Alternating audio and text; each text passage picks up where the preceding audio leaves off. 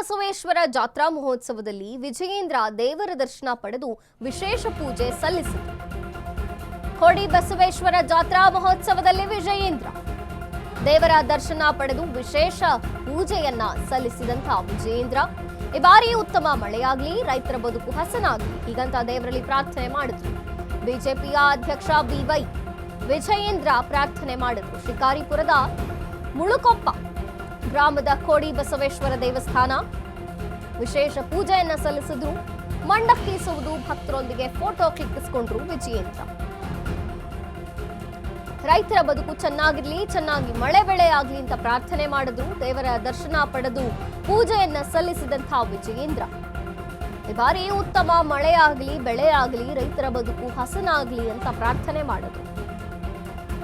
BJP ಅಧ್ಯಕ್ಷ B Y Vijayendra ಶಿಕಾರಿಪುರದ ಮುಳುಕೊಪ್ಪ ಗ್ರಾಮದ ಕೋಡಿ ಬಸವೇಶ್ವರ ದೇವಸ್ಥಾನಕ್ಕೆ ಭೇಟಿ ಕೊಟ್ಟು ವಿಶೇಷ ಪೂಜೆ ಪ್ರಾರ್ಥನೆಯನ್ನ ಮಾಡಿದ್ರು. ಮಂಡಕ್ಕಿಸುವುದು ಭಕ್ತರೊಂದಿಗೆ ಫೋಟೋ ಕ್ಲಿಕ್ಕಿಸಿಕೊಂಡ್ರು ವಿಜಯೇಂದ್ರ.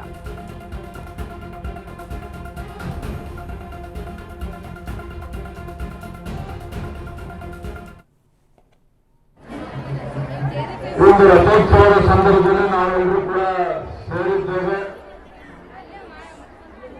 ಶಿಕಾರಿಪುರ ತಾಲೂಕನ್ನು ಸೇರಿಕೊಂಡು ಪಕ್ಕದ ಹಿರೇಕೆರೂರು ತಾಲೂಕು, ಹಾವೇರಿ, ಸೊರಬ ಎಲ್ಲ ಅಕ್ಕಪಕ್ಕ ಜಿಲ್ಲೆಗಳ ಅಕ್ಕಪಕ್ಕ ತಾಲೂಕಿನಲ್ಲೂ ಸಹ ಪ್ರದೊಡ್ಡ ಸಂಖ್ಯೆಯಲ್ಲಿ ಭಕ್ತಾದಿಗಳು ತಾವೆಲ್ಲರೂ ಕೂಡ ಬಂದಿದ್ದೀರಿ.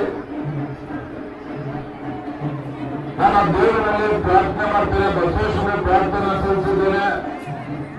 ಮುಂದಿನ ದಿನಗಳಲ್ಲಿ ಸರಿಯಾದ ಸಮಯಕ್ಕೆ ಮಳೆಯಾಗಿ ರೈತ ಬೆಳೆದಂತ ಬೆಳೆಗೆ ಒಂದು ವೈಜ್ಞಾನಿಕ ಬೆಲೆಯನ್ನು ಸಿಕ್ಕಿ ರೈತರ ಬದುಕು ಕೂಡ ಹಸನಾಗಬೇಕು ಅನ್ನೋ ಒಂದು ಪ್ರಾರ್ಥನೆಯನ್ನ ಆ ಬಸವೇಶ್ವರನ ಸನ್ನಿಧಿಯಲ್ಲಿ ನಾನು ಸಲ್ಲಿಸಿ ನನಗೆ ಬಂದಿದ್ದೇನೆ.